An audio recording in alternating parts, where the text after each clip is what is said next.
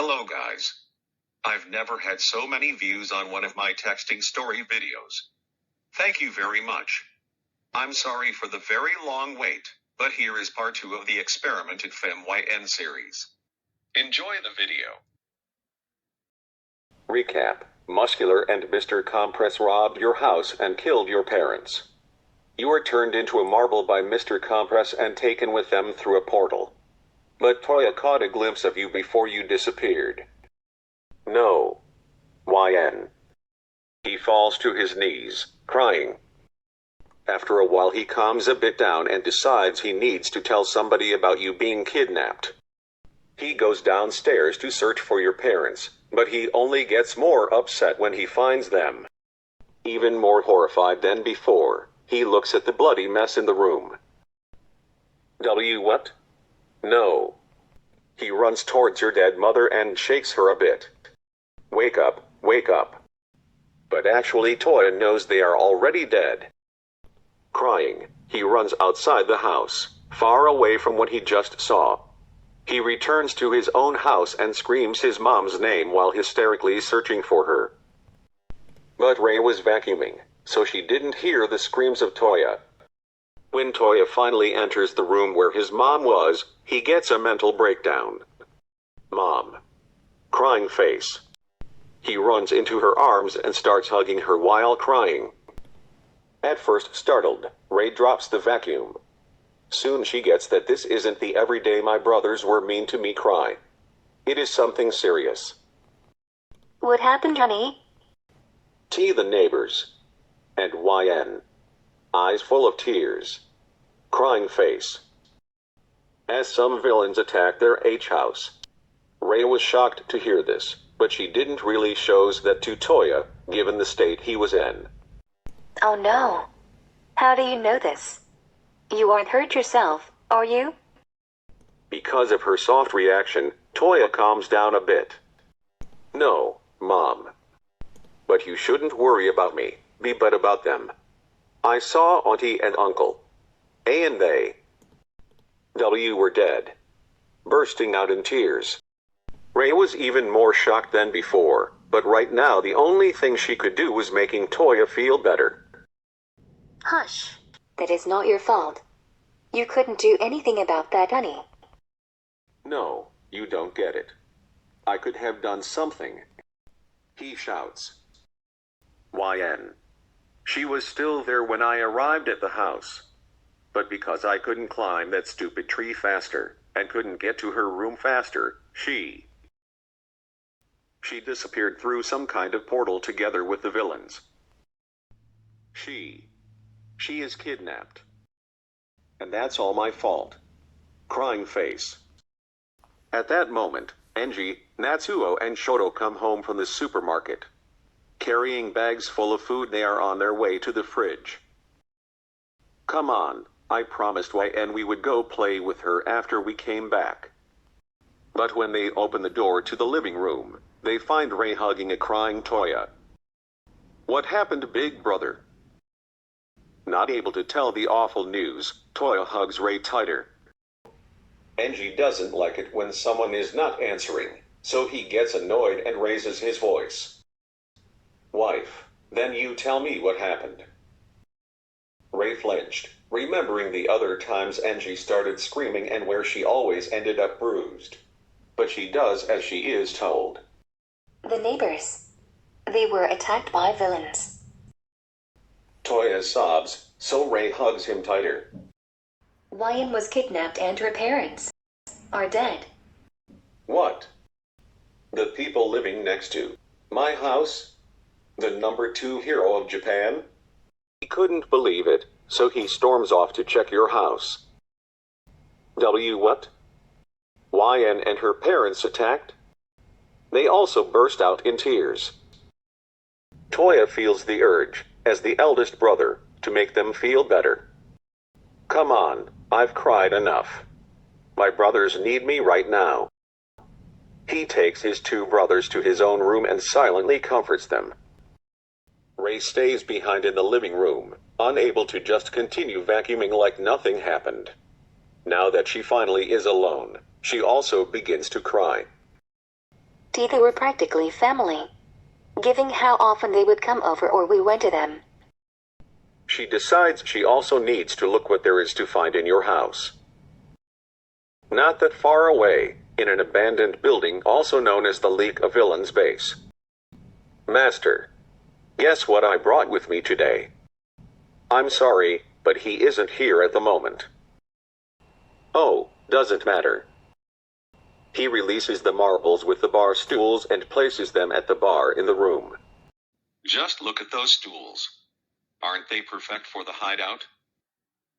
Most of the objects you bring in here, with that weird collecting obsession of yours, like this jukebox behind me, are superfluous. But I have to say that this is indeed a perfect match for the interior. Well, thank you. Ugh, whatever. Don't we have something better to do? Oh, right. I almost forgot.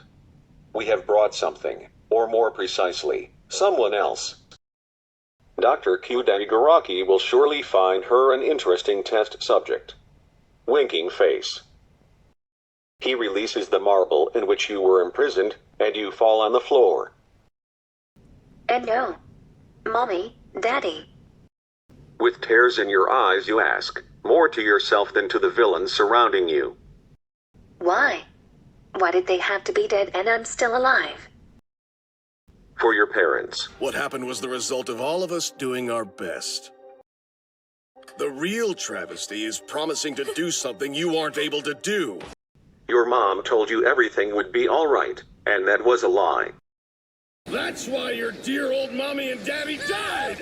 Now, don't get worked up over something that has already happened. Both of you. Muscular gives Mr. Compress an annoyed look, but takes his muscles away.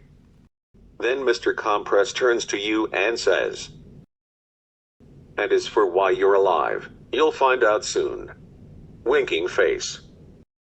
Suddenly you become aware of the real danger you are in, and you get a flashback to what your mom said. Why is that? It's a villain. But it's going to be OKYN. Don't worry. Lock the door to the living room, place as much heavy stuff in front of the door as possible. Then make sure to get away safe. You clench your fist, and notice a door that is slightly open. I will get away safe. And in a flash, you are gone through that door. You arrive in a hallway, illuminated with a couple of flickering lights. But you don't have much time to take in your surroundings, because Muscular and Mr. Compress have started chasing you. Come on, we can't have a little brat running around our hideout. Muscular gets irritated and some muscles start to come out of the skin on his arms.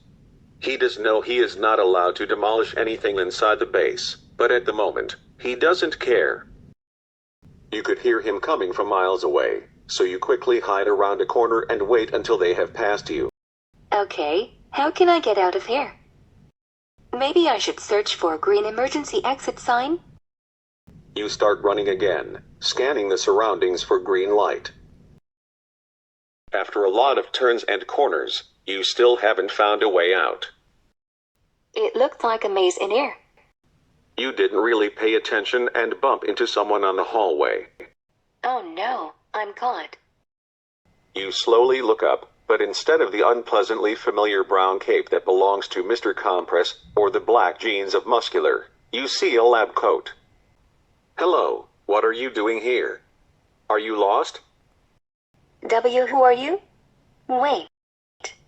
You're the quirk doctor? But what are you doing here? Oh right, your question. And my parents are murdered by the villains who brought me here. Could you help me to get out of here? I cannot find the exit and the villains are chasing me.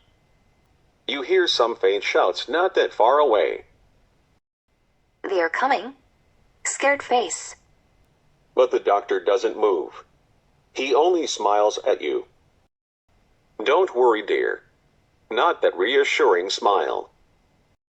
Muscular and Mr. Compress turn around the corner. You quickly hide behind the doctor's back and hold your breath. Oh, Doc, it's you. There is a child on the loose here. Have you seen the brat? No, I haven't seen anyone. Mr. Compress knows a lie when he hears one, so he looks closer and catches a glimpse of your shoe behind the doctor's back.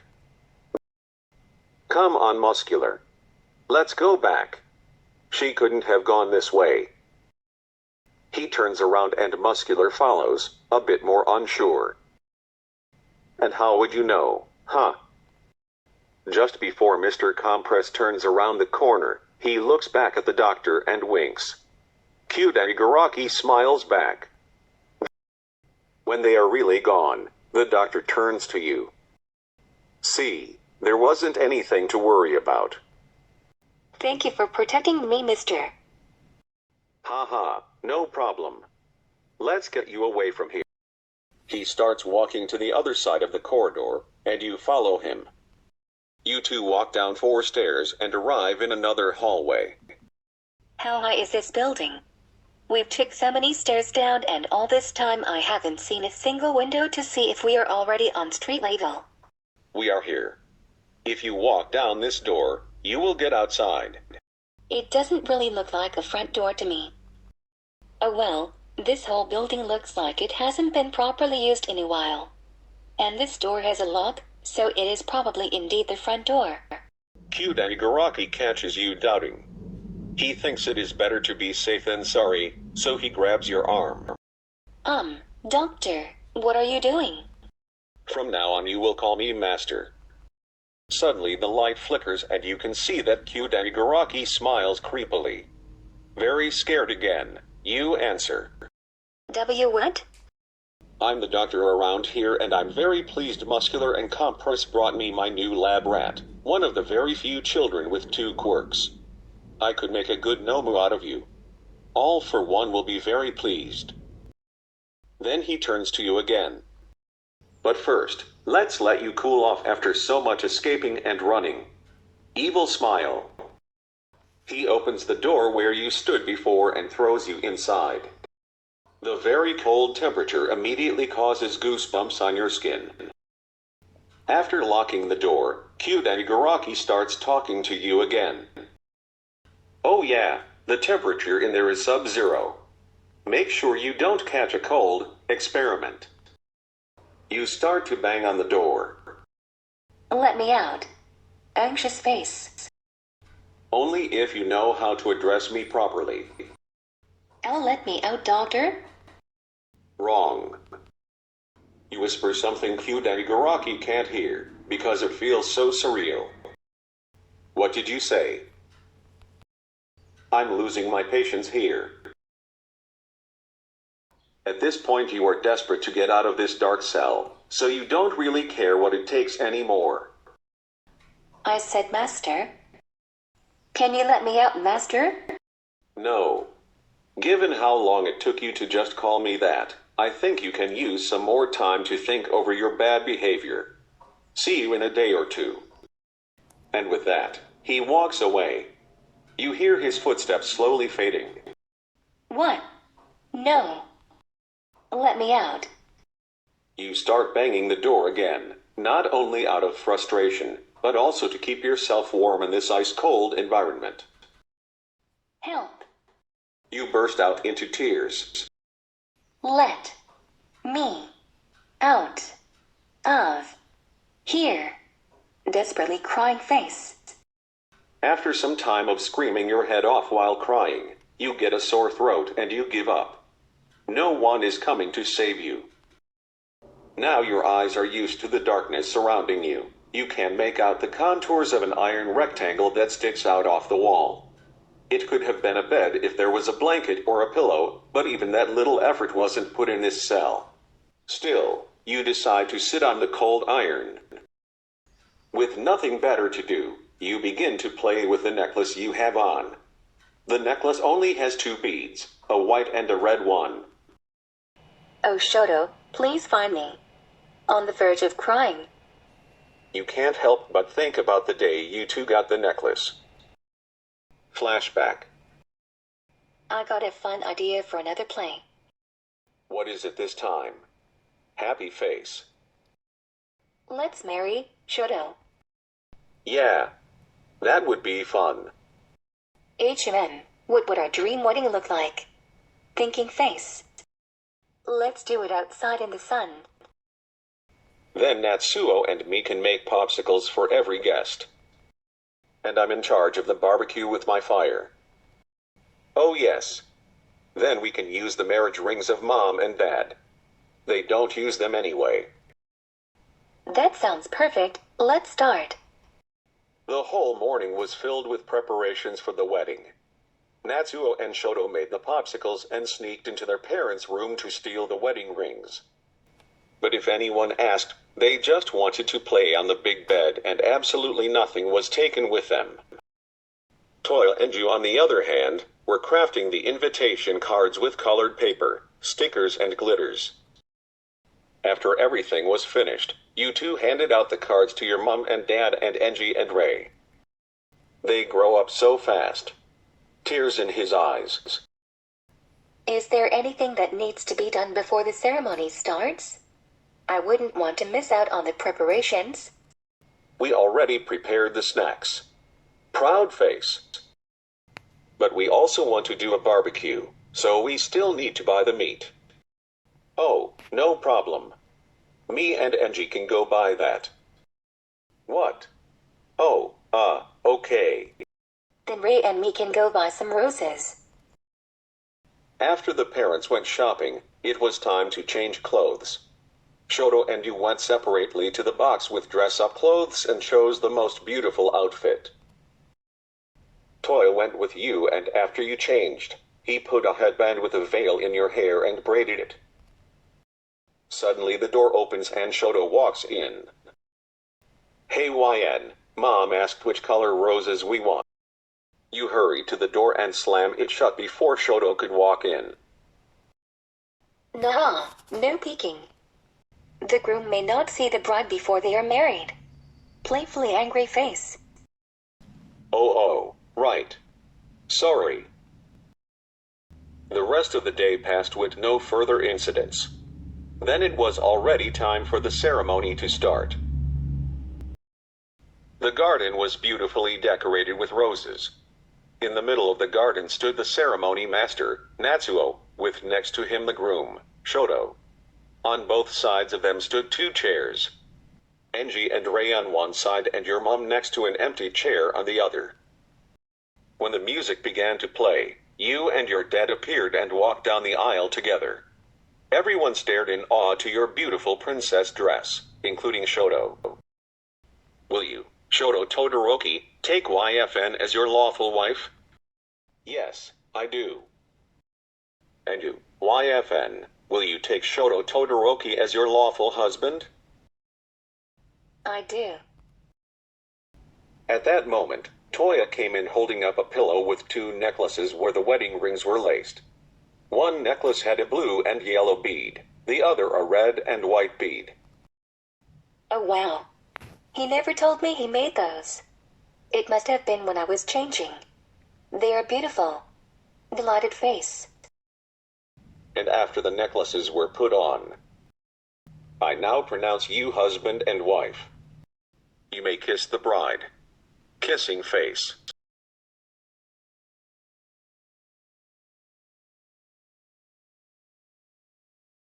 Now that you are married, aren't that our wedding rings on the necklaces? Doesn't mind her.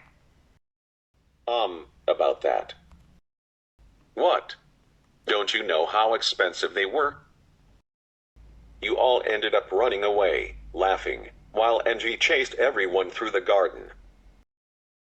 And a flashback.